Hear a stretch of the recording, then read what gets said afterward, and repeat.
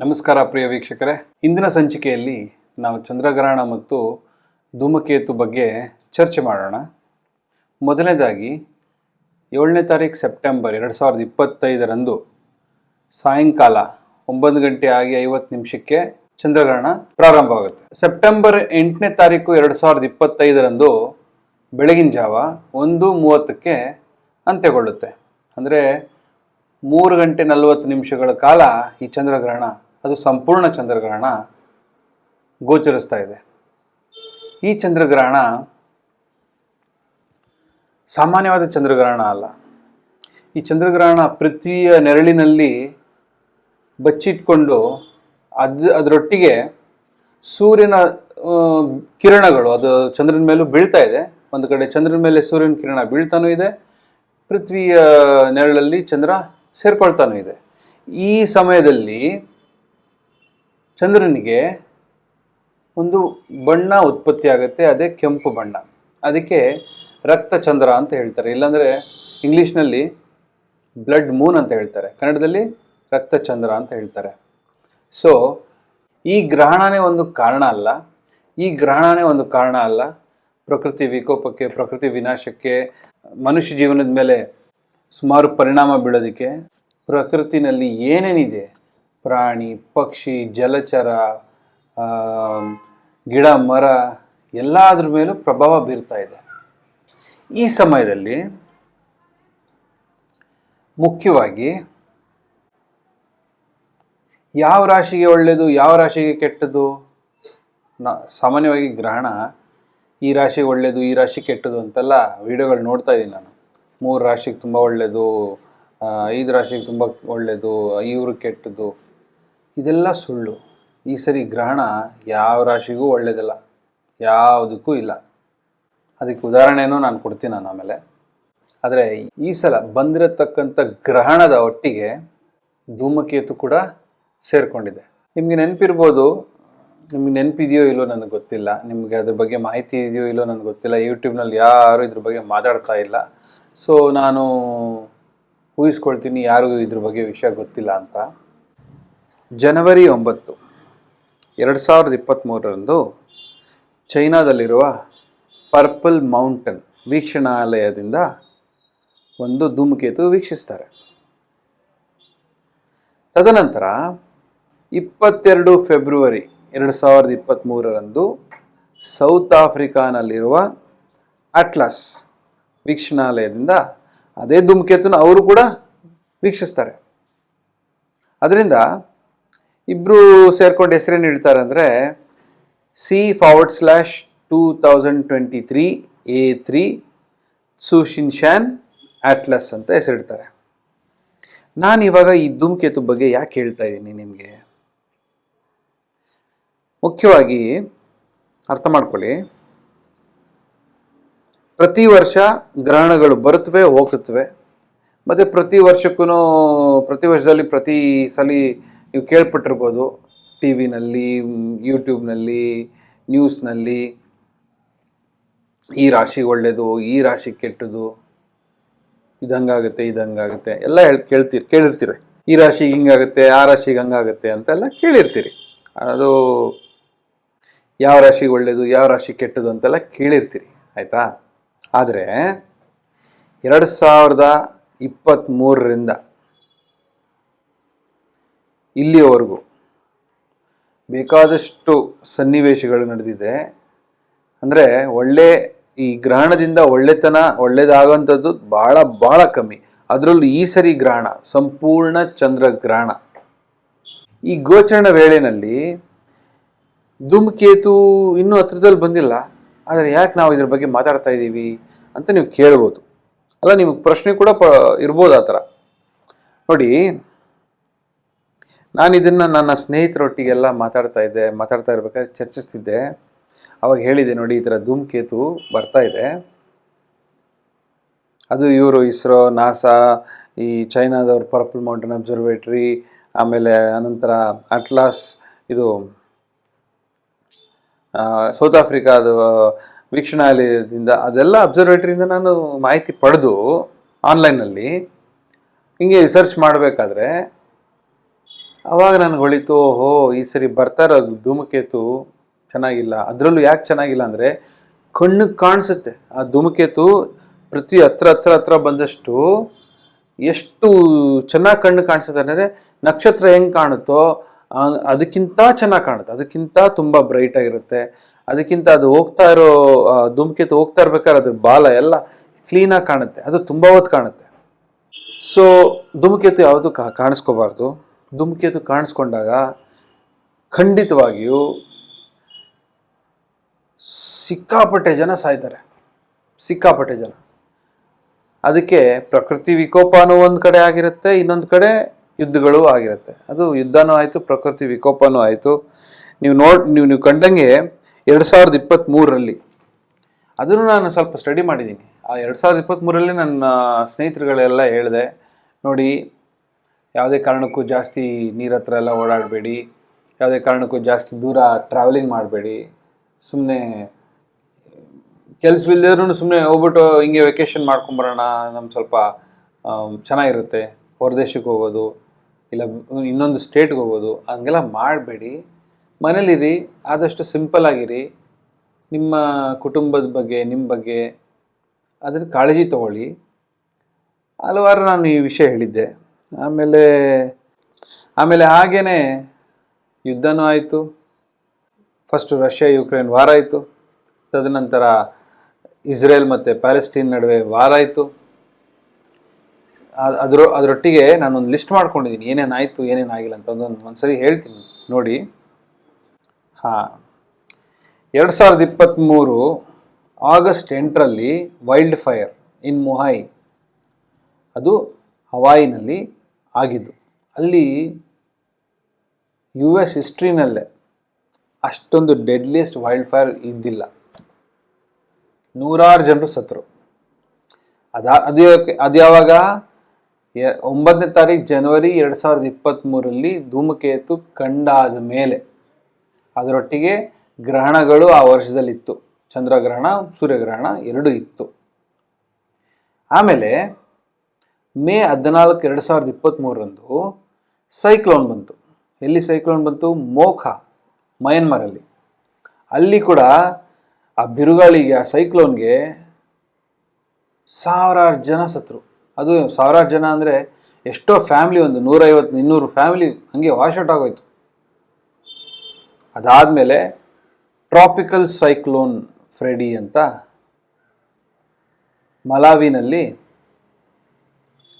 ಹೆಚ್ಚು ಕಮ್ಮಿ 1,000 ಜನ ಸತ್ರು. ಅದು ಯಾವಾಗ? ಮಾರ್ಚ್ 2023ರಲ್ಲಿ. ಇದು ಕ್ಲೈಮೇಟ್ ಚೇಂಜಸ್ ಆಗಿದ್ದು. ಅಂದರೆ ನಮ್ಮ ಈ ಧೂಮಕೇತು ಪ್ರಭಾವ ಎಷ್ಟಿತ್ತು ಅಂದರೆ ನಮ್ಮ ಕ್ಲೈಮೇಟ್ ಮೇಲೆ ಪ್ರಭಾವ ಬೀಳ್ತು. ಅದಾದಮೇಲೆ ಫ್ಲಡ್ ಲ್ಯಾಂಡ್ಸೈಡ್ಗಳೆಲ್ಲ ಆಯಿತು. ಇದು ರವಾಂಡನಲ್ಲಿ ಸಿಕ್ಕಾಪಟ್ಟೆ ಜೋರಾಗಿ ಮಳೆ ಬಂತು. ಯಾವಾಗ? ಮೇ 2. ಅಲ್ಲೊಂದು 5,000 ಮನೆಗಳು ಕೊಚ್ಕೊಂಡೋಯ್ತು, ಎಷ್ಟೋ ಜನಗಳು ಸತ್ರು. ಅದಾದಮೇಲೆ ಇನ್ನೊಂದು ಫ್ಲಡ್ ಬಂತು ಡೆಮೊಕ್ರೆಟಿಕ್ ರಿಪಬ್ಲಿಕ್ ಆಫ್ ಕಾಂಗೋನಲ್ಲಿ. ಅದು ಯಾವಾಗ? ಅದು ಕೂಡ ಮೇನಲ್ಲೇ. ಅದಾದಮೇಲೆ ಅರ್ಥಕ್ವೇಕ್, ಭೂಕಂಪಗಳಾಯಿತು. ಟರ್ಕಿ, ಸಿರಿಯಾ ಫೆಬ್ರವರಿ 6ನೇ ತಾರೀಕು, Morocco September 8, Afghanistan October 7, Nepal November 3. ನೇಪಾಳಲ್ಲೂ ಭೂಕಂಪ ಆಯ್ತಲ್ಲ, ನಾವೆಲ್ಲ ನ್ಯೂಸಲ್ಲೆಲ್ಲ ನೋಡಿದ್ದೀವಲ್ಲ. ಎಷ್ಟೋ ಜನ ಮನೆ ಕಳ್ಕೊಂಡ್ರು, ಎಷ್ಟೋ ಜನ ಪ್ರಾಣನೇ ಕಳ್ಕೊಂಡ್ರು, ಸತ್ರು. ಇದಾಗ್ತಾ ಇದ್ದಂಗೆ 2024ರಲ್ಲಿ ಫ್ಲಡ್ ಆಯಿತು ಮತ್ತೆ ಸ್ಪೇನಲ್ಲಿ, ಅಕ್ಟೋಬರ್. ಆವಾಗ್ಲೂ ವೆಲೆನ್ಸಿಯಾನಲ್ಲಿ ಸುಮಾರು ಒಂದು 500 ಜನ ಏನೋ ಸತ್ರು. ಅವ್ರು ಹೇಳೋ ಪ್ರಕಾರ ಅಂದಾಜು 250-500 ಅಂತಾರೆ. ಅದಕ್ಕಿಂತ ಜಾಸ್ತಿನೂ ಆಗಿರ್ಬೋದು, ಕಮ್ಮಿ ಆಗ್ಲಿಕ್ಕೆ ಸಾಧ್ಯ ಇಲ್ಲ.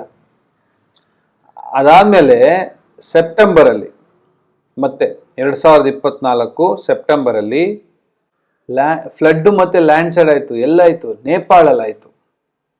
ಆವಾಗ ಒಂದು 200 ಜನ ಸತ್ರು ಅಂತ ಕಾಠ್ಮಂಡು ವ್ಯಾಲಿನಲ್ಲಿ ಅಂತ ಎಲ್ಲ ನ್ಯೂಸ್ ಎಲ್ಲ ನೋಡಿದ್ದೀವಿ. ಇದು 2024ರದ ವಿಷಯ.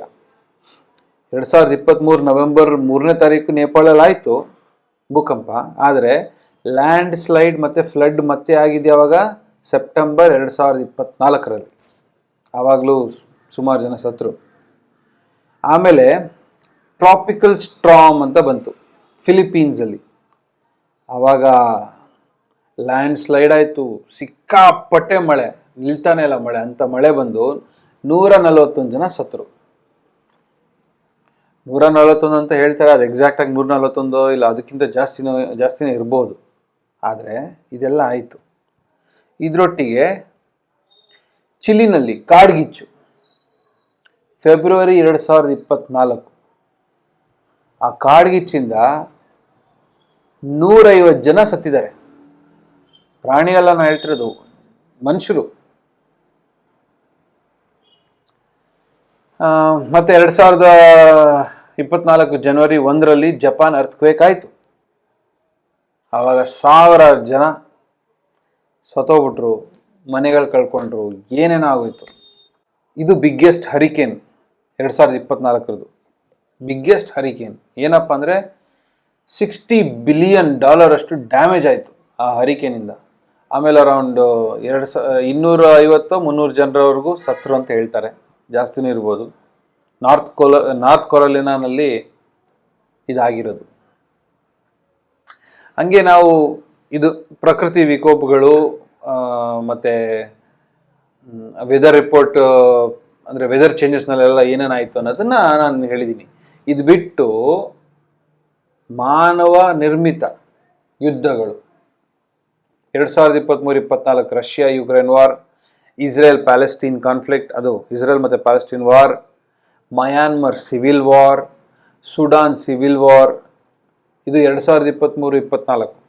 ಆಮೇಲೆ ಇಥಿಯೋಪಿಯಾನಲ್ಲಿ ಪೋಸ್ಟ್ ಟಿಗ್ರೆ ಕಾನ್ಫ್ಲಿಕ್ಟ್, ನೈಜೀರಿಯಾನಲ್ಲಿ ಇನ್ಸರ್ಜೆನ್ಸಿ ಆ್ಯಂಡ್ ಬ್ಯಾಂಡಿಟ್ರಿ, ಇದೆಲ್ಲ ಒಂದು ವಾರ್ ಥರನೇ. ಮೆಕ್ಸಿಕೋನಲ್ಲಿ ಡ್ರಗ್ ವಾರ್, ಬುರ್ಕಿನಾ ಫಾಸೋನಲ್ಲಿ ಇಸ್ಲಾಮಿಕ್ ಇನ್ಸರ್ಜೆನ್ಸಿ, ಸಿರಿಯಾನಲ್ಲಿ ಸಿವಿಲ್ ವಾರ್, ಇದು ಇನ್ನೂ ನಡೀತಾ ಇದೆ.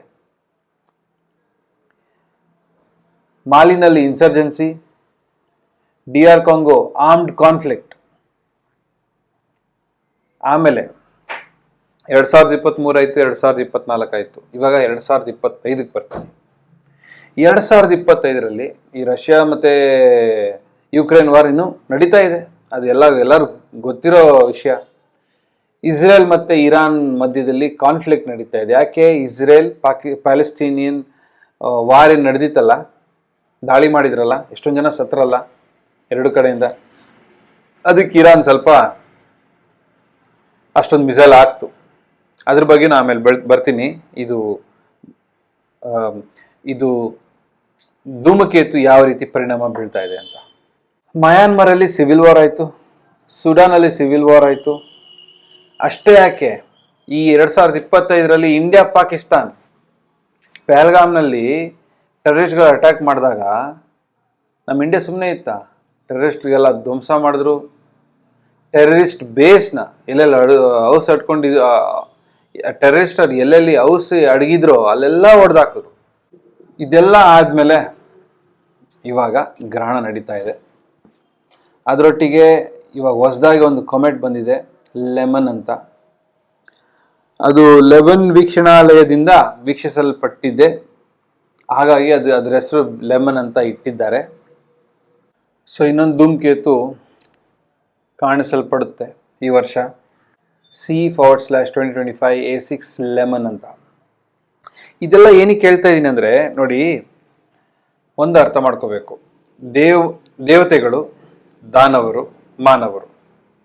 ಇವಾಗ ದೇವತೆಗಳು ಮತ್ತು ದಾನವರಲ್ಲಿ ಏನೇನು ನಡೆದಿತ್ತೋ ಮುಂಚೆ, ಸಾವಿರಾರು ಲಕ್ಷಾಂತರ ಕೋಟ್ಯಾಂತರ ವರ್ಷಗಳ ಕಾಲ ಏನೇನು ನಡೆದಿತ್ತೋ ಅದೇ ರಿಪೀಟ್ ಆಗ್ತಾ ಇದೆ ನಮ್ಮ ಮನುಷ್ಯರ ಜೀವನದಲ್ಲೂ ಈ ಪೃಥ್ವಿ ಮೇಲೆ.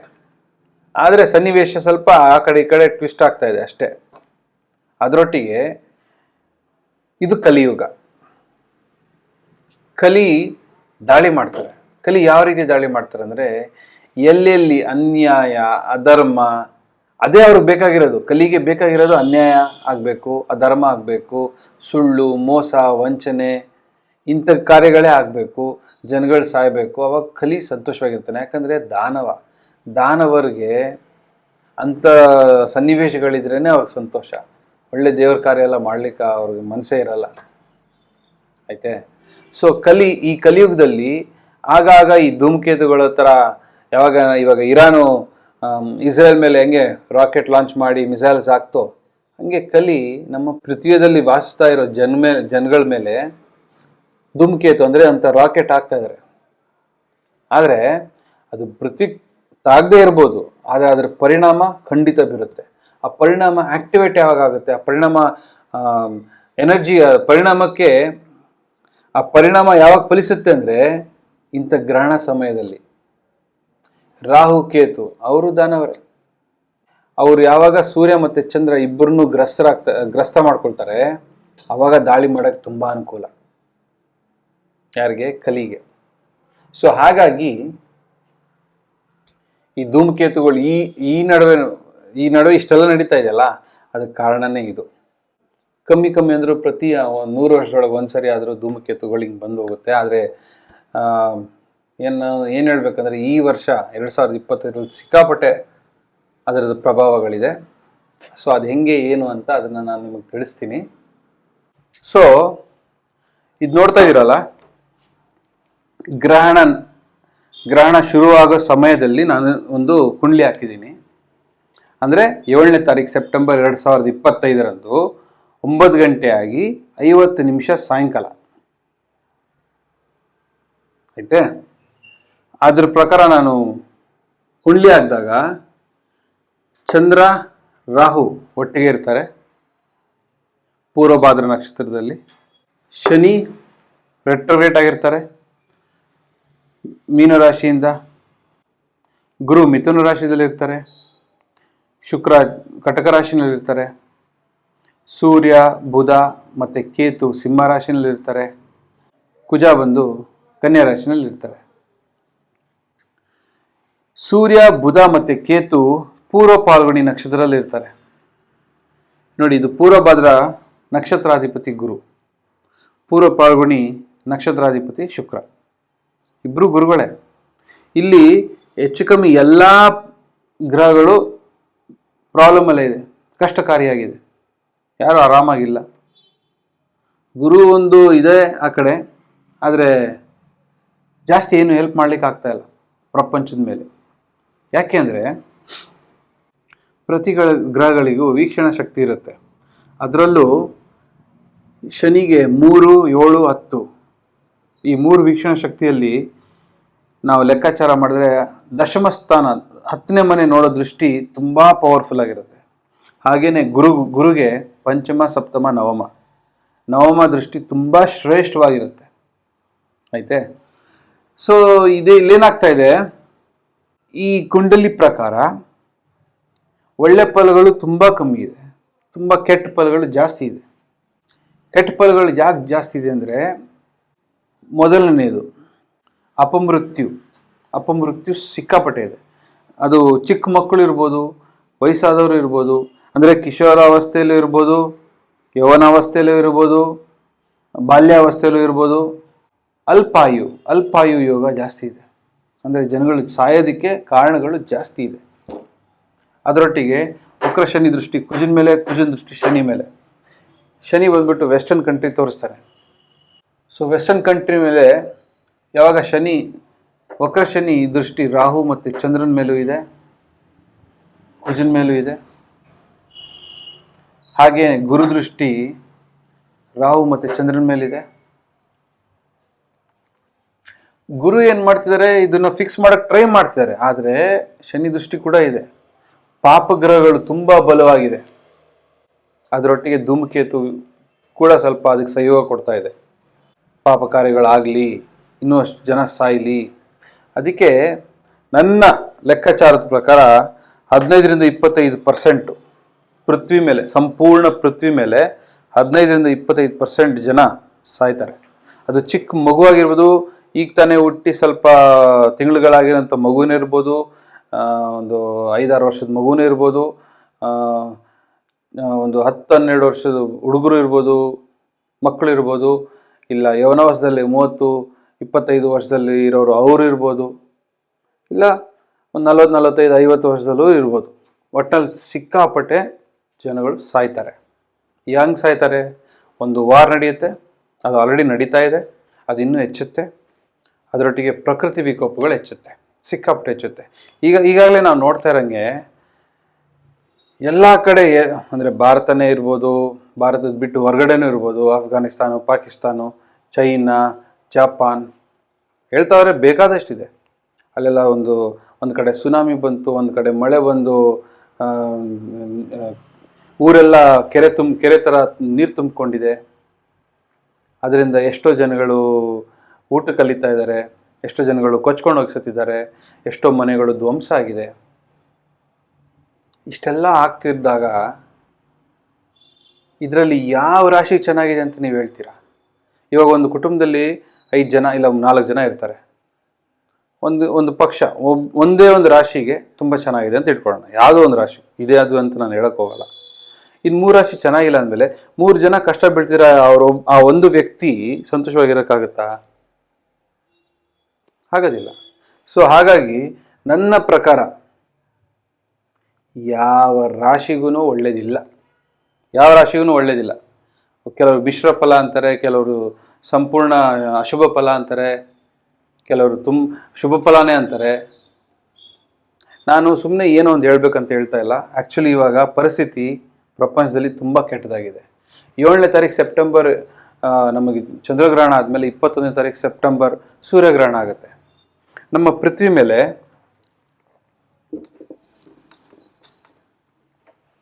ನೀವೆಲ್ಲ ಕೇಳಿರ್ಬೋದು, ಇದು ಪೃಥ್ವಿ ಆಯಿತಾ, ಇದು ನಾರ್ದರ್ನ್ ಹೆಮಿಸ್ಫಿಯರ್, ಇದು ಈಕ್ವೆಟಾರ್, ಇದು ಸದರ್ನ್ ಹೆಮಿಸ್ಫಿಯರ್. ಇವಾಗ ಗೋಚರಿಸ್ತಾ ಇರೋ ಚಂದ್ರಗ್ರಹಣ ಈಕ್ವೆಟಾರ್ ಮತ್ತು ಈ ಭಾಗದಲ್ಲಿದೆ, ಅಂದರೆ ಈಕ್ವೆಟಾರ್ ಮತ್ತು ಸದರ್ನ್ ಹೆಮಿಸ್ಫಿಯರಲ್ಲಿದೆ. ಅದು ಯಾವ್ಯಾವ ದೇಶಗಳು ಅಂತ ಹೇಳ್ತೀನಿ. ಅದ ನಂತರ ಸೂರ್ಯಗ್ರಹಣ ಸದರ್ನ್ ಹೆಮಿಸ್ಫಿಯರ್ ಹತ್ರ ಹೆಚ್ಚಾಗಿದೆ.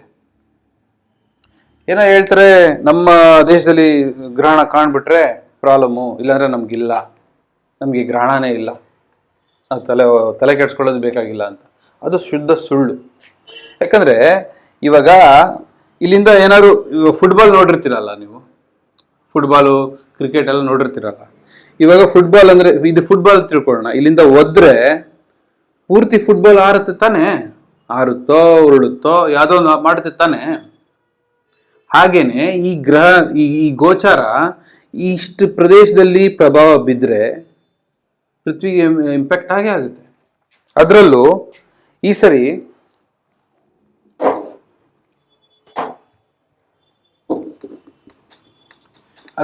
ಯಾವ್ಯಾವ ದೇಶದ ಮೇಲೆ ಇವಾಗ ಗ್ರಹಣ ಪ್ರಭಾವ ಬೀರ್ತಾ ಇದೆ, ಮುಖ್ಯವಾಗಿ ಎಲ್ಲಿ ನಾವು ವೀಕ್ಷಿಸ್ಬೋದು ಅನ್ನತಕ್ಕಂಥದ್ದನ್ನು ನಾನು ನಿಮಗೆ ತಿಳಿಸ್ತೀನಿ. ಮೊದಲನೇದಾಗಿ ನಮ್ಮ ಭಾರತ,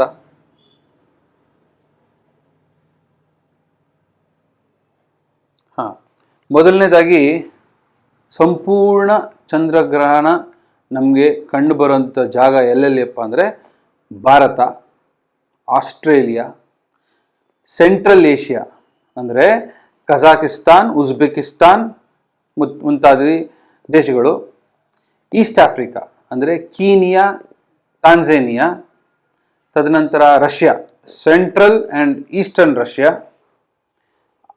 ಆನಂತರ ಜಪಾನ್, ಆಮೇಲೆ ಕೆಲವೊಂದು ದೇಶದಲ್ಲಿ ಸಂಪೂರ್ಣನೂ ಕಾಣಿಸ್ಬೋದು ಗ್ರಹಣದ ಗೋಚಾರ, ಇಲ್ಲ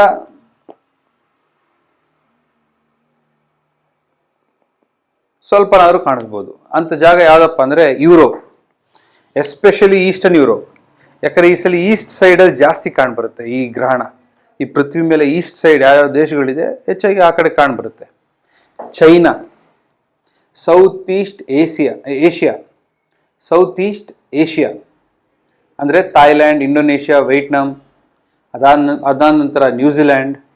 ಮಿಡ್ಲ್ ಈಸ್ಟ್ ಅಂದರೆ UAE, Saudi Arabia, Iran, south Africa, ಈ ದೇಶಗಳ ಮೇಲೆ ಕಂಡುಬರುತ್ತೆ, ಈ ದೇಶಗಳಿಂದ ಕಂಡುಬರುತ್ತೆ. ಅದನಂತರ ಸಮುದ್ರ, ಇಂಡಿಯನ್ ಓಷನ್ ಅಲ್ಲಿನೂ ಕಂಡು ಬರುತ್ತೆ. ಸೊ ಇದೆಲ್ಲ ಕಂಡು ಬರೋದ್ರಿಂದ ಏನಾಗುತ್ತೆ, ಇವಾಗ ಇದು ಪೃಥ್ವಿ ಅಂತ ಇಟ್ಕೊಳ್ಳಿ, ಇದು ಸಮುದ್ರ, ಇದು ಪೃಥ್ವಿ ನಾವಿರೋ ಜಾಗ, ಇದು ಸಮುದ್ರ. ಅವಾಗ ಅಲೆಗಳು ಬಂದು ಇಲ್ಲಿ ಹೊಡಿತಾ ಇರುತ್ತೆ. ಈ ಸರಿ ಏನಾಗುತ್ತೆ, ಸಮುದ್ರದ ಒಳಗಡೆ ಭೂಕಂಪ ಆಗುತ್ತೆ. ಒಂದು ಕಡೆ ಅಲ್ಲ, ನಾನಾ ಕಡೆ ಭೂಕಂಪಗಳಾಗುತ್ತೆ. ಈ ರೀತಿ ಭೂಕಂಪ ಆಗೋದ್ರಿಂದ ಏನಾಗುತ್ತೆ, ಸುನಾಮಿ ಪ್ರಸಂಗ ಉದ್ಭವ ಆಗುತ್ತೆ. ಸುನಾಮಿ ಉದ್ಭವ ಆದಮೇಲೆ ಸಮುದ್ರದ ನೀರು ಊರು, ಸಿಟಿ ಎಲ್ಲ ಕಡೆ ನುಗ್ಗುತ್ತೆ. ಅದರಿಂದ ಏನಾಗುತ್ತೆ, ಜಲಪ್ರವಾಹದಿಂದ ಸಿಕ್ಕಾಪಟ್ಟೆ ಜನ ಸಾಯ್ತಾರೆ. ಆಲ್ರೆಡಿ ಸಿಕ್ಕಾಪಟ್ಟೆ ಮಳೆಯಿಂದ ಕೆರೆ, ನದಿ ಎಲ್ಲ ತುಂಬೋಗೈತೆ. ಅದು ಸಿಟಿಗಳೆಲ್ಲ ನೀರು ನುಗ್ಬಿಟ್ಟೈತೆ, ಮನೆಗಳಿಗೆ ನೀರು ನುಗ್ಬಿಟ್ಟೈತೆ. ಎಷ್ಟೋ ಜನಗಳು ಒದ್ದಾಡ್ತಾ ಇದ್ದಾರೆ ಇವತ್ತಿನ ಭಾರತ ದೇಶದಲ್ಲಿ ಆಗಲಿ, ಚೈನಾ, ಜಪಾನ್, ಅಫ್ಘಾನಿಸ್ತಾನ್, ಪಾಕಿಸ್ತಾನ್, ನಾವು ನ್ಯೂಸ್ ನೋಡ್ದಂಗೆ ಸಿಕ್ಕಾಪಟ್ಟೆ ಜಾಗಗಳಲ್ಲಿ ಮಳೆ ಬಂದು ತುಂಬ್ಕೊಂಡ್ಬಿಟ್ಟಿದೆ. ಸೊ ಇನ್ನು ಸಮುದ್ರದ ನೀರು ಅದರೊಟ್ಟಿಗೆ ಬಂತು ಅಂದರೆ ಏನಾಗ್ಬೋದು ಸ್ವಲ್ಪ ಊಹಿಸಿ. ಅದಾದಮೇಲೆ ಇದೆಲ್ಲ ಆಗ್ತಾರ ಕಾರಣ ಏನಪ್ಪ ಅಂದರೆ, ಈ ಪ್ರಪಂಚದಲ್ಲಿ ನಮ್ಮ ಪೃಥ್ವಿ ಮೇಲೆ ಸಿಕ್ಕಾಪಟ್ಟೆ ಜನ ಸುಳ್ಳು, ಮೋಸ, ವಂಚನೆ, ಅನ್ಯಾಯ, ಅಧರ್ಮ, ಅತ್ಯಾಚಾರ, ಇನ್ನೊಬ್ರಿಗೆ ಮೋಸ ಮಾಡೋದು, ಇದೆಲ್ಲ ಜಾಸ್ತಿ ಆಗ್ಬಿಟ್ಟಿದೆ. ಮೋಸ ವಂಚನೆನೇ ಜಾಸ್ತಿ ಆಗ್ಬಿಟ್ಟಿದೆ, ಒಳ್ಳೆತನನೇ ಕಮ್ಮಿ ಆಗ್ಬಿಟ್ಟಿದೆ. ಆದ್ರೂ ಒಳ್ಳೆತನ ಇರೋದ್ರಿಂದ ಸ್ವಲ್ಪ ಆದ್ರೂ ಊಟ ಮಾಡ್ತಾ ಇದೀವಿ ನಾವೆಲ್ಲ. ಮಳೆ ಬೆಳೆ ಏನೋ ಬರ್ತಾ ಇದೆ. ಈ ಸರಿ ಮಳೆ ಜಾಸ್ತಿ ಆದ್ರೂ ಬರ್ತಾ ಇದೆ, ಹೆಂಗೋ ನಡೀತಾ ಇದೆ, ಜೀವನ ನಡೀತಾ ಇದೆ ಈ ಪೃಥ್ವಿ ಮೇಲೆ. ಸೊ ಇಂಥ ಸಮಯದಲ್ಲಿ ನಾವೇನು ಮಾಡ್ಬೋದು ಇದರಿಂದ ಪಾರಾಗಬೇಕು ಅಂದರೆ, ಅದನ್ನು ನಾನು ಹೇಳ್ತೀನಿ. ಧೂಮಕೇತು ಬಗ್ಗೆ ಹೇಳ್ತೀನಿ ನೋಡಿ. ಧೂಮಕೇತು 2023 C/2023 ಸುಶಿನ್ಶಾನ್ ಅಟ್ಲಾಸ್ ಇದು ಕಂಡು ಬಂದಿತ್ತು. ಆದರೆ ಯಾವಾಗ ಇದು ಪೃಥ್ವಿ ಹತ್ರ 12ನೇ ತಾರೀಕು ಅಕ್ಟೋಬರ್ 2024 ಆ ದಿನ ತುಂಬ ಪೃಥ್ವಿಗೆ ಹತ್ರ ಬಂದು ನಮ್ಮ ಕಣ್ಣಿಗೆ ಹೆಂಗೆ ನಮಗೆ ತುಂಬ ದೊಡ್ಡದಾಗಿ ಗೋಚರಿಸ್ತಿತ್ತೋ, ಕೆಲವು ದೇಶಗಳಲ್ಲಿ ಗೋಚರಿಸ್ತಿದೆ, ವೆಸ್ಟರ್ನ್ ಕಂಟ್ರೀಸ್ಗಳಲ್ಲಿ ಗೋಚರಿಸ್ತಿತ್ತೋ, ಅವತ್ತೇ ದಿನ ಆ ದಿನನೇ ಏನಾಯಿತು, ಇರಾನ್ ಬಂದ್ಬಿಟ್ಟು ಇಸ್ರೇಲ್ ಮೇಲೆ ಮಿಸೈಲ್ ಅಟ್ಯಾಕ್ ಮಾಡ್ತು. ಅದಕ್ಕೆ ಮುಂಚೆ ಆಲ್ರೆಡಿ ಪ್ಯಾಲೆಸ್ಟೀನಿಯನ್ ಮತ್ತು ಇಸ್ರೇಲ್ ವಾರ್ ನಡೀತಾ ಇತ್ತು ಅನ್ನಿ. ಆದರೆ ಅವತ್ತಿನ ದಿನ ಅಂದರೆ ಹಿಂದೆ ಮುಂದೆ ಒಂದು 2-3 ದಿನ ಆ ಸಮಯದಲ್ಲಿ ಇರಾನ್ ಬಂದ್ಬಿಟ್ಟು ಅಟ್ಯಾಕ್ ಮಾಡಿದ್ರು. ಇದಕ್ಕೂ ಮುಂಚೆ ಡೊನಾಲ್ಡ್ ಟ್ರಂಪ್ ಪ್ರೆಸಿಡೆಂಟು ಆದರು. ಪ್ರೆಸಿಡೆಂಟ್ ಆಗಿ ಕೋಲಾಹಲನೇ ನಡೆದ್ಬಿಡ್ತು. ಅವ್ರು ಪ್ರೆಸಿಡೆಂಟ್ ಆಗೋ ಮುಂಚೆ ಅವ್ರಿಗೆ ಶೂಟ್ ಮಾಡಿದ್ರು, ಅವರು ಬಚಾವಾದರು, ಅವರು ಅಧಿಕಾರಕ್ಕೆ ಬಂದರು. ಇವಾಗ ಏನೇನೋ ನಡೀತಾ ಇದೆ, ಅದ್ರ ಬಗ್ಗೆ ಆಮೇಲೆ ಮಾತಾಡ್ತೀನಿ. ಆದರೆ ಇವಾಗ ಈ ಸರಿ C/2025 A611 ಇದು ಪೃಥ್ವಿಯ ತುಂಬ ಸಮೀಪ ಬರ್ತಾ ಇದೆ. ಯಾವತ್ತು 21ನೇ ತಾರೀಕು ಅಕ್ಟೋಬರ್ 2025. ಇದು ಕೂಡ ಬರೆಗಣ್ಣಲ್ಲಿ ಕಾಣ್ಬೋದು ರಾತ್ರಿ ಹೊತ್ತು. ಇನ್ನೊಂದೇನಪ್ಪ ಅಂದರೆ, ಈ ಕೊಮೆಟ್ ಬಂದ್ಬಿಟ್ಟು ಇದು ನಮ್ಮ ಪೃಥ್ವಿ ಅಂತ ಇಟ್ಕೊಳ್ಳಿ. ಇದು ನಮ್ಮ ಪೃಥ್ವಿ ಅಂತ ಇಟ್ಕೊಳ್ಳಿ, ಇದು ಕೊಮೆಟ್ ಅಂತ ಇಟ್ಕೊಳ್ಳಿ. ಇದು ನಮ್ಮ ಪೃಥ್ವಿ ಹತ್ರ ಬರ್ತಾ ಇದ್ರೆ ಅದು ಬಂದ್ಬಿಟ್ಟು ಸೂರ್ಯನ ಹತ್ರ ಬಂದು ಒಂದು ರೌಂಡ್ ಮಾಡ್ಕೊಂಡು ಬರುತ್ತೆ. ಹಿಂಗೆ ಹೋಗ್ಬೇಕಾದ್ರೆ ಮತ್ತೆ 2 ಸರಿ ಕಾಣುತ್ತೆ, ಈ ಕಡೆ ಒಂದು ಆ ಕಡೆ ಒಂದು. ಆದರೆ ಹಿಂಗೆ ಹೋಗ್ಬೇಕಾದ್ರೆ ನಮ್ಮ ಪೃಥ್ವಿ ಹಿಂಗೆ ತಿರುಗ್ತಾ ಇರುತ್ತೆ. ಸೊ ಹಾಗಾಗಿ ಹೆಚ್ಚು ಕಮ್ಮಿ ಎಲ್ಲ ದೇಶಗಳಿಗೂ ಕಾಣಿಸುತ್ತೆ. ಅದು ನಾರ್ದರ್ನ್ ಹೆಮಿಸ್ಫಿಯರ್ ಮತ್ತು ಈಕ್ವೆಟಾರ್, ಸದರ್ನ್ ಹೆಮಿಸ್ಫಿಯರ್ ಎಲ್ಲೇ ಇರ್ಬೋದು, ಕಾಣಿಸ್ಕೊಳ್ಳುತ್ತೆ. ಅದು ಕಾಣಿಸ್ಕೊಂಡ್ರೆ ಅತಿ ಹೆಚ್ಚು ಜನಗಳು ಸಾಯೋದು ಖಚಿತ, ನಾನಾ ಕಾರಣದಿಂದ. ಪ್ರಕೃತಿ ವಿಕೋಪ ಆಗಿರ್ಬೋದು, ಇಲ್ಲ ಯುದ್ಧಗಳೇ ಆಗಿರ್ಬೋದು, ಎಕ್ಸೆಟ್ರಾ. ಇದು ಇಷ್ಟ ನಿಂತಿಲ್ಲ. ಅದಾದಮೇಲೆ C/2025 K1 ಅಟ್ಲಾಸ್, ಇದನ್ನು ಸೌತ್ ಆಫ್ರಿಕನವರು ಅಟ್ಲಾಸ್ ವೀಕ್ಷಣಾಲಯದಿಂದ ಖಚಿತಪಡಿಸಿದ್ದಾರೆ. ಇದು ಸೆಪ್ಟೆಂಬರ್-ನವೆಂಬರ್ 2025ಗೆ ವಿಸಿಬಿಲಿಟಿ ಅಂದರೆ ಕಾಣುವ ಸಾಧ್ಯತೆ ಇದೆ. ಬರೀ ಕಣ್ಣಿಗಲ್ಲ, ಒಂದು ದೊಡ್ಡ ಬೈನಾಗ್ಯುಲರ್ಸ್ ಬೇಕು. ಹಾಗೆಯೇ 3I Atlas closest to earth on December 2025. So December ಅಂತ ಸಮಯದ ಈ ವರ್ಷ ಕೊನೆಯಲ್ಲಿ ಡಿಸೆಂಬರಲ್ಲಿ ಆವಾಗ್ಲೂ ಬೈನಾಕ್ಯುಲರ್ ಇಟ್ಕೊಂಡು ನೋಡಿದ್ರೆ, ವೀಕ್ಷಣೆ ಮಾಡಿದ್ರೆ ಈ 3i ಅಟ್ಲಾಸ್ ಅನ್ನೋದು ಕಾಣಿಸುತ್ತೆ. ತದನಂತರ 210P ಕ್ರಿಸ್ಟೆನ್ಸನ್, ಅದು ಲೇಟ್ ನವಂಬರಲ್ಲಿ ಅದು ಕೂಡ ಕಾಣುತ್ತೆ. ಅದಕ್ಕೂ ಒಂದು ಬೈನಾಕ್ಯುಲರ್ ಬೇಕು. ಇದೆಲ್ಲ ಬೈನಾಕ್ಯುಲರಿಂದ ನೋಡುವಂಥದ್ದು, ಡೈರೆಕ್ಟಾಗಿ ಕಣ್ಣು ಕಾಣಿಸೋವಂಥದ್ದಲ್ಲ. Last but not the least, C2024 E1 Wierzchos. ಇದು ನವಂಬರ್ನಿಂದ 2025 ನವಂಬರಿಂದ 2026 ಫೆಬ್ರವರಿವರೆಗೆ ನಮ್ಮ ಪೃಥ್ವಿಯ ಸಮೀಪ ಗೋಚರಿಸುತ್ತೆ. ಇದಕ್ಕೂ ಬೈನಾಕ್ಯುಲರ್ಸ್ ಬೇಕು. ಆದರೆ ಇದನ್ನ ನಾನು ಇನ್ನೂ ಕನ್ಫರ್ಮ್ ಮಾಡ್ಕೊಳ್ಳೋಕ್ಕಾಗಲಿಲ್ಲ, ಅದು ಬರೆಗಣ್ಣಲ್ಲೂ ಕಾಣಬಹುದೋ ಇಲ್ಲೋ ಅಂತ. ಒಟ್ಟಿನಲ್ಲಿ ಇದಕ್ಕೆ ಬೈನಾಕ್ಯುಲರ್ಸ್ ಬೇಕು. ಯಾಕಂದರೆ ನವಂಬರಿಂದ ಫೆಬ್ರವರಿ ಇರುತ್ತೆ, ತುಂಬ ಅತಿ ಹೆಚ್ಚು ಸಮಯಗಳ ಕಾಲ ಪೃಥ್ವಿಯ ಸಮೀಪದಲ್ಲಿರುತ್ತೆ. ಆಯ್ತೆ. ಸೊ ಇದು ಇಷ್ಟೊಂದು ಧೂಮಕೇತುಗಳು ಬಂದು ಈ ಥರ ಜೊತೆಗೆ ಗ್ರಹಣಗಳು ಬರ್ತಾ ಇರಬೇಕಾದ್ರೆ ತುಂಬಾ ಕಷ್ಟ ಇದೆ ಜೀವನ ಮಾಡೋದಿಲ್ಲ. ಬದುಕಿರೋದೇ ಕಷ್ಟ ಆಗ್ಬಿಟ್ಟಿದೆ ಜನಗಳಿಗೆ ಪ್ರಪಂಚಾದ್ಯಂತ, ಬರೀ ನಮ್ಮ ಭಾರತ ಅಲ್ಲ, ಪ್ರಪಂಚಾದ್ಯಂತ. ಸೊ ಹಾಗಾಗಿ ಎಲ್ಲರೂ ಸ್ವಲ್ಪ ಹುಷಾರಾಗಿರಬೇಕು. ಅದಕ್ಕೆ ನಾನು ಪರಿಹಾರ ಏನು ಅನ್ನೋದನ್ನು ಹೇಳ್ತೀನಿ. ಬಟ್ ಇದು ಧೂಮಕೇತುಗಳ ವಿಷಯ. ಇದು ಸಾಮಾನ್ಯವಾಗಿ ಯಾರು ಅದ್ರ ಬಗ್ಗೆ ಗಮನ ಕೊಡ್ತಾ ಇಲ್ಲ, ಬರೀ ಗ್ರಹ ನಕ್ಷತ್ರ ಅಂತ ಇದ್ದಾರೆ. ಹಾಗಿಲ್ಲ. ಇವಾಗ ನಮ್ಮ ಭಾರತದಲ್ಲಿ ಯಾವ ಜಾಗದಲ್ಲಿ ಪ್ರಳಯಗಳಾಗಿದೆಯೋ, ಜಲಪ್ರಳಯಗಳಾಗಿದೆಯೋ, ಆಕ್ಸಿಡೆಂಟ್ಗಳಾಗಿದೆಯೋ, ವಿಮಾನ ವಿಸ್ಫೋಟ ಆಗಿ ಬಂತಲ್ಲ, ಅದೆಲ್ಲ ನ್ಯೂಸಲ್ಲಿ ಬಂತಲ್ಲ, ವಿಮಾನ ವಿಸ್ಫೋಟ ಆಯಿತು, ವಿಮಾನ ಅಪಘಾತ ಆಯಿತು, ಟ್ರೈನ್ ಅಪಘಾತ ಆಯಿತು, ಇನ್ನೂ ಹೆಚ್ಚುತ್ತೆ. ಟ್ರೈನ್ ಅಪಘಾತನೂ ಹೆಚ್ಚುತ್ತೆ, ವಿಮಾನ ವಿಸ್ಫೋಟ ಕೂಡ ಆಗೋ ಸಂಭವ ಇದೆ. ಅದರೊಟ್ಟಿಗೆ ಕಾರ್ ಆಕ್ಸಿಡೆಂಟ್, ರೋಡ್ ಆಕ್ಸಿಡೆಂಟ್ಸ್ ತುಂಬಾ ಆಗುತ್ತೆ. ಅಂದರೆ ಸಿಟಿ ಲಿಮಿಟೇ ಅಲ್ಲ, ನ್ಯಾಷನಲ್ ಹೈವೇನಲ್ಲಿ ಹೋಗ್ತಾ ಇರ್ಬೋದು, ಆಕ್ಸಿಡೆಂಟ್ ಆಯಿತು. ಸುಮ್ಮನೆ ಅಂದರೆ ಬೇಕು ಅಂತಲ್ಲ, ಗಾಡಿ ಬಿಡ್ತಾ ಇರ್ತಾರೆ, ಸಡನ್ನಾಗಿ ಅವ್ರಿಗೆ ಏನು ಮನಸ್ಸು ಬರುತ್ತೋ, ಏನು ಜ್ಞಾನ ಹೋಗುತ್ತೋ, ಅವ್ರಿಗೆ ಪರಿಜ್ಞಾನನೇ ಇರೋದಿಲ್ಲ, ಆಕ್ಸಿಡೆಂಟ್ ಆಗುತ್ತೆ. ಅದರಿಂದ ಜಾಸ್ತಿ ಜನ ಸಾಯ್ತಾರೆ.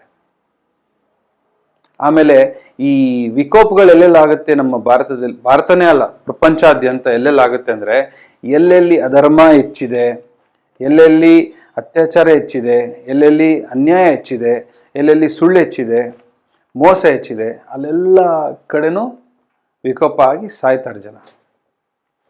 ಅದಕ್ಕಿಂತ ಮುಖ್ಯವಾಗಿ ಒಂದು ಮಾತು ಹೇಳಬೇಕು. ಇದು ಸಿಂಹರಾಶಿನಲ್ಲಿ ಕೇತು ಒಳ್ಳೆ ಸ್ಥಾನ ಅಲ್ಲ. ಹಾಗೆ ಕುಂಭರಾಶಿನಲ್ಲಿ ರಾಹು, ಅದಕ್ಕೂ ಒಳ್ಳೆ ಸ್ಥಾನ ಅಲ್ಲ. ರಾಹು ಬಂದ್ಬಿಟ್ಟು ನಾರ್ತ್ ನೋಡ್ ಅಂತೀವಿ, ಕೇತು ಬಂದ್ಬಿಟ್ಟು ಸೌತ್ ನೋಡ್ ಅಂತೀವಿ. ಅದೇ ರಾಹು ಮಿಥುನ ರಾಶಿಯಲ್ಲಿದ್ದರೆ ತುಂಬ ಒಳ್ಳೆಯದು, ತುಂಬ ಒಳ್ಳೆ ಪರಿಣಾಮಗಳು, ಒಳ್ಳೆ ಪ್ರತಿಫಲಗಳು ಕೊಡ್ತಾರೆ. ಅದೇ ಕೇತು ಧನುರಾಶಿನಲ್ಲಿದ್ದರೆ ತುಂಬ ಒಳ್ಳೆ ಪ್ರತಿಫಲ ಕೊಡ್ತಾರೆ. ಗುರು ಆಶೀರ್ವಾದ ಕೇತುಗೆ ಬೇಕು. ಗುರು ಹೆಂಗೆ ಹೇಳ್ತಾರೆ ಹಂಗೆ ಕೇಳ್ತಾರೆ. ರಾಹು ತಲೆ ಅಲ್ವಾ, ಸ್ವಲ್ಪ ಇಲ್ಯೂಷನ್, ಸಬ್ಕಾನ್ಷಿಯಸ್ ಮೈಂಡಲ್ಲೇ ತಾನೇ ಇಲ್ಯೂಷನ್ ಎಲ್ಲ ಕ್ರಿಯೇಟ್ ಮಾಡಬೇಕಾದ್ರೆ. ಇವಾಗ ನಾವು ಮಲ್ಕೊಂಡಿದ್ದಾಗ ಇಲ್ಲ ಏನೋ ಕನಸು ನೋಡ್ತಿರ್ತಾ ಇದ್ದಾಗಲೇ ನಾವು ಕನಸು ಲೋಕದಲ್ಲಿ ಇರ್ತೀವಲ್ವಾ, ಹಿಂಗಾಗ್ಬೋದು, ಆ ಥರ ಆಗ್ಬೋದು, ನಾನು ಹಿಂಗಿರ್ಬೋದು ಹಂಗಿರ್ಬೋದು, ಬರೀ ಕಾಲ್ಪನಿಕ ಲೋಕದಲ್ಲಿ ತೇಲ್ಸೋದಕ್ಕೆ ರಾಹು. ಸತ್ಯಾಂಶ ಏನೂ ಇರಲ್ಲ. ಕೇತು ವೈರಾಗ್ಯ. ಆ ಗುರುಗಳು ಯಾವ ರೀತಿ ಉಪದೇಶ ಮಾಡ್ತಾರೆ ಆ ರೀತಿ ನಡ್ಕೊಳ್ಳೋದು ಕೇತು. ಹಾಗೇನೆ ಕೇತು ಏನಾದ್ರು ಮೀನರಾಶಿನಲ್ಲಿದ್ದರೆ ತುಂಬ ಒಳ್ಳೆಯದು. ರಾಹು ಬಂದ್ಬಿಟ್ಟು ಕನ್ಯಾ ರಾಶಿನಲ್ಲಿದ್ದರೆ ತುಂಬ ಒಳ್ಳೆಯದು, ಒಳ್ಳೆ ಪ್ರತಿಫಲ ಸಿಗುತ್ತೆ ಅಂತ ಹೇಳಬಹುದು. 100% ಅಲ್ಲ, ಅದೂ ಲಗ್ನದಿಂದ ಇನ್ನೊಂದು ಲಗ್ನಕ್ಕೆ ನಾವು ವಿಶ್ಲೇಷಣೆ ಮಾಡಬೇಕಾದ್ರೆ ಸ್ವಲ್ಪ ವಿಚಾರ ಆ ಕಡೆ ಈ ಕಡೆ ಹೋಗುತ್ತೆ. ಯಾಕಂದರೆ ನಾವು ವಿಶ್ಲೇಷಣೆ ಮಾಡ್ಬೇಕಾದ್ರೆ ಬರೀ ಬರ್ತ್ ಚಾರ್ಟ್, ಜನ್ಮ ಜಾತಕ ಮಾತ್ರ ನೋಡಲ್ಲ. ನಾವು D9 ಚಾರ್ಟ್ ನೋಡ್ತೀವಿ, ಅಗತ್ಯವಿದ್ದರೆ D10 ಚಾರ್ಟ್ ನೋಡ್ತೀವಿ, D60 ಚಾರ್ಟ್ ನೋಡ್ತೀವಿ. ಆ ಥರ ವಿಧವಾದಗಳು ಚಾರ್ಟ್ಗಳಿದೆ. ಆದರೆ ಈ ಸಮಯಕ್ಕೆ, ಈ ಪರ್ಟಿಕ್ಯುಲರ್ ಸಮಯಕ್ಕೆ ನೋಡಿ, ಅರ್ಥ ಮಾಡ್ಕೊಳ್ಳಿ. ಚಂದ್ರ ಎಲ್ಲಿದ್ದಾರೆ, ಅದೇ ಲಗ್ನ ಕನ್ಸಿಡರ್ ಮಾಡೋಣ. ಇನ್ಯಾವುದು ಲಗ್ನ ಬೇಡ. ಚಂದ್ರ ಎಲ್ಲಿದ್ದಾರೆ, ಅದೇ ಲಗ್ನ. ಚಂದ್ರ ಲಗ್ನ ಅಂತ, ಚಂದ್ರ ಲಗ್ನ, ಸೂರ್ಯ ಲಗ್ನ. ಚಂದ್ರ ಲಗ್ನ ಅಂತ ಕನ್ಸಿಡರ್ ಮಾಡಿದ್ರೆ ಚಂದ್ರ ಬಂದ್ಬಿಟ್ಟು ತನ್ನ ರಾಶಿಯಿಂದ 8ನೇ ಮನೆ ದೂರ ಇದ್ದಾನೆ. ಇಲ್ಲಿಂದ ಲೆಕ್ಕ ನೋಡಿದ್ರೆ 6, ಇಲ್ಲಿಂದ ಲೆಕ್ಕ ನೋಡಿದ್ರೆ 8. ಅಂದರೆ ಷಡ್ರಿಪುಗಳ ಪ್ರಭಾವ ಹೆಚ್ಚುತ್ತೆ ಅಂತ ಅರ್ಥ. ಸಿಂಪಲ್ ಆಗಿ ಒಂದು ಲೇಮನ್ ಟರ್ಮ್ನಲ್ಲಿ ಹೇಳಬೇಕಂದ್ರೆ ಷಡ್ರಿಪುಗಳ ಪ್ರಭಾವ ಹೆಚ್ಚುತ್ತೆ. ಹಾಗೆ ಸೂರ್ಯ ಸ್ವಂತ ರಾಶಿನಲ್ಲಿದ್ದಾರೆ. ಆದರೆ ಸ್ವಂತ ರಾಶಿನಲ್ಲಿದ್ರೂ ಅವ್ರ ಕೈಲಿ ಏನು ಮಾಡ್ಕೊಳಕ್ಕಾಗ್ತಾ ಇಲ್ಲ, ಕಟ್ಟಾಕಿರಂಗಿದೆ. ಅಂದರೆ ರಾಜನ್ನ ಅವ್ರ ಅರಮನೆಯಲ್ಲೇ ಒಂದು ಕಡೆ ಕೂಡಾಕೋದು ಹೆಂಗಿರುತ್ತೆ ಆ ಥರ ಇದ್ದಾರೆ. ಅದರೊಟ್ಟಿಗೆ ಬುದ್ಧಿನೂ ಓಡ್ತಾ ಇಲ್ಲ, ಜಾಣತನನೂ ಇಲ್ಲ.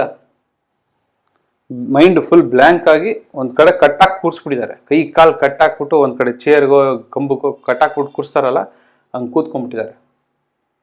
ಇದರಿಂದ ಏನಾಗುತ್ತೆ, ರಾಜ್ಯದಲ್ಲಿ, ಅಂದರೆ ಬರೀ ನಮ್ಮ ರಾಜ್ಯ ನಮ್ಮ ದೇಶ ಅಲ್ಲ, ನಾನು ಇಡೀ ಪ್ರಪಂಚದಲ್ಲಿ ಹೇಳ್ತಾ ಇರೋದು. ಇಡೀ ಪ್ರಪಂಚದ ದೇಶಗಳಲ್ಲಿ, ಆ ದೇಶದ ರಾಜ್ಯಗಳಲ್ಲಿ ತುಂಬಾ ಕಷ್ಟಕರವಾದ ಸನ್ನಿವೇಶಗಳು ಉಂಟಾಗುತ್ತೆ. ಯಾಕಪ್ಪ ಅಂದರೆ ಷಡ್ರಿಪು ಕಾರಣ ಒಂದು. ಎರಡನೇದು, ರೋಗಿ ಬಯಸಿದ್ದು ಹಾಲುವನ್ನ, ಡಾಕ್ಟರ್ ಹೇಳಿದ್ದು ಹಾಲುವನ್ನ ಅಂತ ಹೇಳ್ತಾರಲ್ಲ, ಹಾಗೆ ರಾಜಕಾರಣಿಗಳು ಅವರ ಇಷ್ಟ ಬಂದಂಗೆ ಮಾಡ್ತಾರೆ. ಜನಗಳ ಮೇಲೆ ಪ್ರೀತಿ ಇರಬೇಕು. ನಮ್ಮ ಜನ, ನಮ್ಮ ದೇಶ, ನಮ್ಮ ರಾಜ್ಯ, ಅವ್ರನ್ನ ನಾವು ಚೆನ್ನಾಗಿ ನೋಡ್ಕೋಬೇಕು, ಅವ್ರಿಗೋಸ್ಕರ ಏನಾದ್ರು ಮಾಡಬೇಕು ಅನ್ನೋದು ಯಾರಿಗೂ ಬರಲ್ಲ. ನಾನು ರಾಜಕೀಯದ ಬಗ್ಗೆ ಮಾತಾಡ್ತಾ ಇಲ್ಲ, ನನಗೆ ರಾಜಕೀಯದ ಬಗ್ಗೆ ಮಾತಾಡೋಕ್ಕೆ ಇಷ್ಟನೂ ಇಲ್ಲ. ಆದರೆ ನಾನು ಈ ಸನ್ನಿವೇಶನ ಗಮನದಲ್ಲಿ ಇಟ್ಕೊಂಡು ಹೇಳ್ತಾ ಇದ್ದೀನಿ. 99% ಆಗದೇ ಇದು.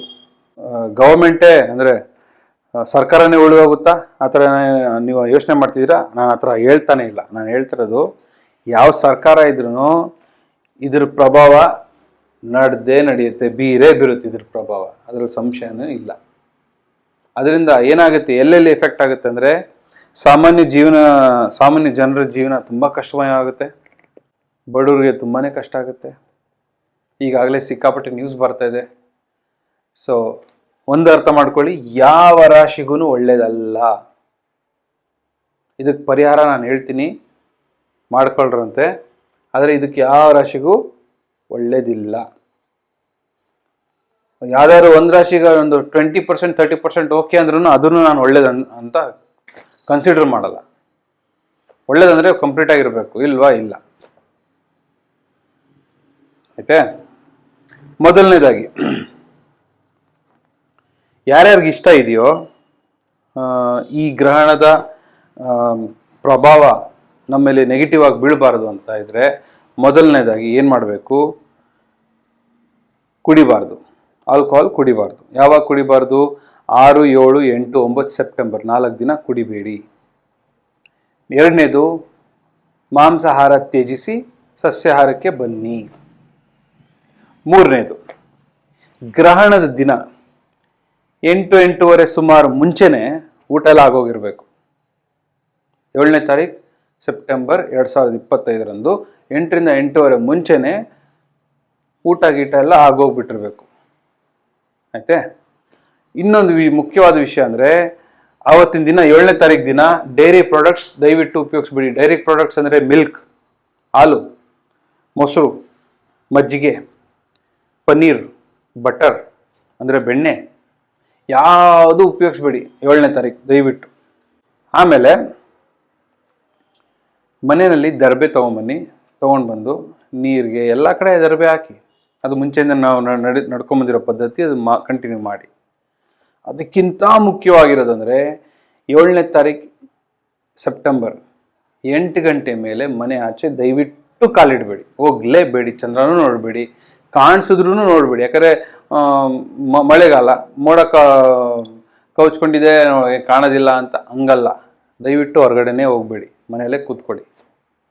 ಮನೆಯಲ್ಲೇ ಕೂತ್ಕೊಂಡು ಮಂತ್ರ ಪೇಸ್ಟ್ ಮಾಡ್ತೀನಿ, ಆ ಮಂತ್ರನ ಪೇಪರ್ ಮೇಲೆ ಬರೆದಿಟ್ಕೊಂಡು ಕೈನ ಇಟ್ಕೊಳ್ಳಿ. ಅದರದ್ದು ನಾನು ಪದ್ಧತಿ ಹೇಳ್ತೀನಿ, ಆಯ್ತೆ? ಆಮೇಲೆ ಗ್ರಹಣದ ಮುಂಚೆ ಸ್ನಾನ ಮಾಡಿ ಒಂದು ಕಡೆ ಕೂತ್ಕೊಳ್ಳಿ. ನಿಮ್ಮಿಷ್ಟವಾದ ದೇವರು ಧ್ಯಾನ ಮಾಡಿ. ಓಂ ಗಂ ಗಣಪತೆ ನಮಃ, ಇಲ್ಲ ಓಂ ಗಂ, ಇಲ್ಲ ಏಕದಂತಾಯ ವಿದ್ಮಹೇ ವಕ್ರತುಂಡಾಯ ಧೀಮಹಿ ತನ್ನೋದಂತಿ ಪ್ರಚೋದಯಾತ್ ಜಪ ಮಾಡ್ತಾಯಿರಿ. ಇಲ್ಲ ವಿಷ್ಣು ಸಹಸ್ರನಾಮ ಕೇಳಿ, ಇಲ್ಲ ಲಲಿತ ಸಹಸ್ರನಾಮ ಕೇಳ್ತಾನೆ ಇರಿ. 3 ಗಂಟೆಯಾಗಿ 40 ನಿಮಿಷದವರೆಗೂ ಕಂಪ್ಲೀಟ್ ಕೇಳ್ತಾ ಇರಿ. ಮಲ್ಕೊಳಕ್ಕೆ ಹೋಗ್ಬೇಡಿ. ನೀವು ದೇವ್ರ ಧ್ಯಾನ ಮಾಡಿ. ಹನುಮಾನ್ ಚಾಲೀಸ ಕೇಳಿ, ತುಂಬ ಒಳ್ಳೆಯದು. ಇದರೊಟ್ಟಿಗೆ ಮನೆಯಲ್ಲಿ ಯಾವುದೇ ಪದಾರ್ಥ ತೊಗೊಂಬಂದರೆ, ಅಂದರೆ ಅಕ್ಕಿ ಆಯಿತು, ರಾಗಿ, ಗೋಧಿ ಏನೇ ತೊಗೊಂಬಂದ್ರು ಕೆಳಗೆ ದಯವಿಟ್ಟು ಇಡಬೇಡಿ, ಎಲ್ಲ ಮೇಲಿಡಿ. ಈ ಸಮಯದಲ್ಲಿ 7ನೇ ತಾರೀಕು ಸೆಪ್ಟೆಂಬರ್ಗೆ ನೀವೇ ಕೇಳ್ಪಡ್ತೀರಾ, ಇನ್ನೂ ಮಳೆ ಹೆಚ್ಚಾಗುತ್ತೆ, ಎಷ್ಟೋ ಮನೆಗಳಿಗೆ ನೀರು ನುಗ್ಗುತ್ತೆ, ತುಂಬ ಕಷ್ಟಕರವಾದ ಪರಿಸ್ಥಿತಿ ಉದ್ಭವ ಆಗುತ್ತೆ. ಅದರಲ್ಲಿ ಚಿಕ್ಕ ಚಿಕ್ಕ ಮಕ್ಕಳೆಲ್ಲ ಇರ್ತಾರೆ. ಆದಷ್ಟು ಗ್ರೌಂಡ್ ಫ್ಲೋರಲ್ಲಿರೋರು ದಯವಿಟ್ಟು ಫಸ್ಟ್ ಫ್ಲೋರ್ಗೋ ಇಲ್ಲ ಸೇಫ್ ಜಾಗಕ್ಕೆ ನೀವು ಶಿಫ್ಟ್ ಆಗಿ. ತುಂಬಾ ಅನಿವಾರ್ಯ, ತುಂಬಾ ಅವಶ್ಯಕತೆ ಇದೆ ಇದು. ಫಸ್ಟ್ ನಿಮಗೆ ನೀವು ಪ್ರೊಟೆಕ್ಟ್ ಮಾಡ್ಕೊಳ್ಳಿ, ಸಂರಕ್ಷಿಸ್ಕೊಳ್ಳಿ. ಅದಾದಮೇಲೆ ನೀವು ಇನ್ನೊಬ್ರು ಕಷ್ಟದಲ್ಲಿದ್ದರೆ ಅವ್ರಿಗೆ ಸಹಾಯ ಮಾಡಿ. ನಿಮ್ಮ ಕೈಲಿ ಸಹಾಯ ಮಾಡೋಕ್ಕಾಗಿಲ್ವಾ, ಅಟ್ಲೀಸ್ಟ್ ಸಹಾಯ ತರೋ ಅಂಥದ್ದು ಏನಾದ್ರು ಮಾಡಿ. ಯಾರ್ಯಾರು ಕಾಂಟ್ಯಾಕ್ಟ್ ಮಾಡಿ, ನಮ್ಗೆ ಸಹಾಯ ಬೇಕು, ಇವ್ರಿಗೆಲ್ಲ ಸಹಾಯ ಮಾಡಬೇಕು ಅಂತ ಕೇಳಿ, ವಿಚಾರಿಸಿ. ಹುಡುಕಿದ್ರೆ ದೇವ್ರು ಸಿಗ್ತಾರೆ, ಸಹಾಯ ಮಾಡೋರು ಸಿಕ್ಕಲ್ವಾ? ಡೆಫಿನೆಟಾಗಿ ಸಿಗ್ತಾರೆ. ಇದರೊಟ್ಟಿಗೆ ಸತ್ಯ ಧರ್ಮವಾಗಿ ನಡೀರಿ, ಸುಳ್ಳು ಹೇಳ್ಬೇಡಿ, ಯಾರಿಗೂ ಮೋಸ ಮಾಡಬೇಡಿ. ಯಾಕಂದರೆ ಇದೆಲ್ಲ ನಡೀತಾ ಇರೋದು ಅದಕ್ಕೋಸ್ಕರನೇ. ಮೋಸ ಮಾಡೋರು ಹೆಚ್ಚಾಗಿದೆ, ಸುಳ್ಳು ಹೇಳೋರು ಹೆಚ್ಚಾಗಿದ್ದಾರೆ. ಇವತ್ತು ಹೇಳಿದ್ದು ನಾಳೆ ಇಲ್ಲ ಅಂತಾರೆ, ನಾನು ಹಂಗೆ ಹೇಳೇ ಇಲ್ಲ ಅಂತಾರೆ. ಆಶ್ವಾಸನೆ ಎಲ್ಲ ಕೊಟ್ಟಿರ್ತಾರೆ, ಆ ಥರ ಏನೂ ಇಲ್ಲ ನಡೆದಿರೋ, ಆ ಥರ ನಾನು ಹೇಳೇ ಇಲ್ಲ, ನಾನು ಹೇಳೋ ರೀತಿಯೇ ಬೇರೆ ಅಂತಾರೆ. ಅದು ನಾನು ಹೇಳ್ತಿರೋದು ಒಂದು ಬಡ ಕುಟುಂಬ ಮನೆಯೊಳಗಿಂದ ಹಿಡಿದು ರಾಜಕೀಯವರೆಗೂ ಅನ್ವಯಿಸುತ್ತೆ. ಇದು ಮಾತ್ರ ಡೆಫಿನೆಟ್, ಒಂಚೂರು ಎಳ್ಳಷ್ಟು ಸಂಶಯ ಇಲ್ಲ. ಮುಖ್ಯ ಒಂದು ಮಾತು ಹೇಳಬೇಕು ಅಂತ ನಾನು ಇಷ್ಟಪಡ್ತೀನಿ. ಈ ವಿಡಿಯೋ ಇವ್ರು ನೋಡಲೇಬೇಕು ಅಂತ ಏನಿಲ್ಲ, ಬೈ ಚಾನ್ಸ್ ಅವ್ರು ನೋಡಿದ್ರು ಸರಿಯೇ, ಇಲ್ಲ ಯಾರು ನೋಡಿರೋ ಅವ್ರಿಗೆ ಹೇಳಿದ್ರು ಸರಿಯೇ. ನಾನು ಹೇಳ್ತಿರೋದು ಯದುವೀರವರೇ, ನಮ್ಮ ಒಡೆಯರ್ ಫ್ಯಾಮಿಲಿಯ ದತ್ತಪುತ್ರ ಯದುವೀರವರೇ, ಸ್ವಲ್ಪ ಇದನ್ನು ಗಮನ ಇಟ್ಟು ಕೇಳಿ. ನೀವು ರಾಜಕೀಯದ ಬಗ್ಗೆ ನಾನು ಮಾತಾಡ್ತಾನೇ ಇಲ್ಲ. ನಮಗೆ ಒಡೆಯರ್ ಫ್ಯಾಮಿಲಿ ಅಂದರೆ, ನಮ್ಮ ರಾಜರು ಅಂದರೆ, ರಾಜವಂಶದವರು ಅಂದರೆ, ಅದರಲ್ಲೂ ರಾಜರು ಅಂದರೆ ತುಂಬ ಗೌರವ. ನಮ್ಮ ತಾತ ಹೇಳ್ತಾಯಿದ್ರು, ನಮ್ಮ ರಾಜರು ಹಿಂಗಿದ್ರು, ನಮ್ಮ ರಾಜರು ಈ ಥರ ಮಾಡ್ತಾಯಿದ್ರು. ಸೊ ಅದನ್ನೆಲ್ಲ ಕೇಳ್ತಾ ಇದ್ರೆ ಅದೇ ಪರಿಸ್ಥಿತಿ ಇವತ್ತಿದ್ರೆ ಎಷ್ಟು ಚೆನ್ನಾಗಿರುತ್ತೋ ಅಂತ ಅನಿಸುತ್ತೆ. ಇರಲಿ, ಕಾಲದ ಕ್ರಮೇಣ ಎಲ್ಲ ಬದಲಾಗುತ್ತೆ. ಆದರೆ ಇವಾಗ ನಮ್ಮ ಮನೆ ದೇವರು ಚಾಮುಂಡೇಶ್ವರಿನೇ. ರಾಜವಂಶಕ್ಕೆ ಚಾಮುಂಡೇಶ್ವರಿ ದೇವರು ದಯಪಾಲಿಸಿದ್ದಾರೆ. ನೀವೇನು ಮಾಡಿ, ಇದು ಪಾಲಿಟಿಕ್ಸ್ ಪ್ರಕಾರ ನಾನೇನು ಹೇಳ್ತಾ ಇಲ್ಲ. ನೀವು ನಿಮ್ಮ ಕುಟುಂಬ, ನಿಮ್ಮ ತಾಯಿ, ನಿಮ್ಮ ಮಿಸ್ಸಸ್ಸು, ನಿಮ್ಮ ಮಕ್ಕಳು, ನಿಮ್ಮ ಸಂಬಂಧಿಕರಿದ್ದರೆ ನಿಮ್ಮ ಕುಟುಂಬ ರಾಜಕೀಯ ಸಂಪ್ರದಾಯ ಪ್ರಕಾರ ಆ ದೇವಿಗೆ ಸಂಕಲ್ಪ ಮಾಡಿ ಪೂಜೆ ಮಾಡಿ. ಆ ಚಾಮುಂಡೇಶ್ವರಿಗೆ ಸಂಕಲ್ಪ ಯಾವ ರೀತಿ ಮಾಡಬೇಕಂದ್ರೆ, ಇಡೀ ಪ್ರಪಂಚಕ್ಕೆ ನೀನೇ ತಾಯಿ. ನಾವು ಯಾವ ರಾಜನೂ ಅಲ್ಲ, ಯಾವ ಮಂತ್ರಿನೂ ಇಲ್ಲ, ಯಾವ ಮಿನಿಸ್ಟ್ರೂ ಇಲ್ಲ, ಏನೂ ಇಲ್ಲ. ಇವಾಗಿನ ಪರಿಸ್ಥಿತಿನಲ್ಲಿ ಜನಗಳು ತುಂಬ ಕಷ್ಟ ಬೀಳ್ತಿದ್ದಾರೆ. ಸೊ ಹಾಗಾಗಿ ನಿನ್ನ ರಕ್ಷಣೆ ಕರುಣೆ ಇರಲಿ ಅಂತ ಹೇಳಿ ಪಟ್ಟ ಮೇಲೆ ಕೂರಿಸಿ, ರಾಜರ ಇದ್ರ ಮೇಲೆ ಕೂರಿಸಿ ಆ ಗೌರವ ಕೊಟ್ಬಿಟ್ಟು, ಇವತ್ತಿಂದ ನೀನೇ ರಾಜಮಾತೆ ಸಂಪೂರ್ಣ ಜಗತ್ತಿಗೆ. ಈ ಸಂಪೂರ್ಣ ಜಗತ್ತನ್ನು ರಕ್ಷಿಸೋ ಭಾರ ನಿನ್ನದೇ. ನಾವು ಹೇಳಿದ್ರು ಮಾಡ್ತಾರೆ, ಹೇಳಿದ್ರು ಮಾಡ್ತಾರೆ. ಅದಂತೂ ನಾವು ಆ ದೇವಿಗೆ ಪ್ರಾರ್ಥನೆ ಮಾಡ್ಕೊಳ್ತೀವಿ, ಇಲ್ಲ ಅಂತಲ್ಲ.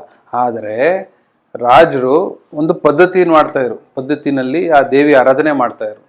ಅದೇ ರೀತಿ ದೇವಿ ಆರಾಧನೆ ಮಾಡಿ ಒಂದು ಸಂಕಲ್ಪ ಇಟ್ಟು, ಇದನ್ನು ಹೇಳಿ, ಯಾರ್ಯಾರು ದುಷ್ಟರು ಇರ್ತಾರೋ ಅವರೆಲ್ಲ ಶಿಕ್ಷಿಸಬೇಕು, ಯಾರ್ಯಾರು ಶಿಷ್ಟರು ಇರ್ತಾರೋ ಅವ್ರನ್ನೆಲ್ಲ ರಕ್ಷಿಸಬೇಕು, ಅತಿ ಶೀಘ್ರದಲ್ಲಿ ಆಗಬೇಕು. ಆಮೇಲೆ ಈ ಥರ ಧೂಮಕೇತು ಆಗಲಿ, ಗ್ರಹಣಗಳಲ್ಲಿ ಏನೇನು ದುಷ್ಪ್ರಭಾವಗಳು ಬೀಳ್ತಾ ಇದೆ ಪ್ರಪಂಚದ ಮೇಲೆ, ಇದೆಲ್ಲ ನಿವಾರಣೆ ಆಗಬೇಕು ಅಂತ ಕೇಳಿಕೊಂಡು ಸಾಮಾನ್ಯವಾಗಿ ನಿಮ್ಮ ಆರಾಧನೆ ಯಾವ ರೀತಿ ರಾಜವಂಶದಲ್ಲಿ ಆರಾಧನೆ ಮಾಡ್ತೀರೋ ಅದೇ ರೀತಿ ಮಾಡಿ. ಅದು ಮಾಡಿದ್ರೆ ತುಂಬ ಹೆಲ್ಪ್ ಆಗ್ಬೋದು ಅಂತ ಅಂದ್ಕೊಂಡಿದ್ದೀನಿ. ಅದರೊಟ್ಟಿಗೆ ಈಗ ನಾನು ಮಂತ್ರ ಕೊಡ್ತೀನಿ. ಈ ಮಂತ್ರ ಹೇಗಿದೆ ಅಂದರೆ ದಯವಿಟ್ಟು ಬರೆದಿಟ್ಕೊಳ್ಳಿ. ಈ ಮಂತ್ರ ಹೇಗಿದೆ ಅಂದರೆ,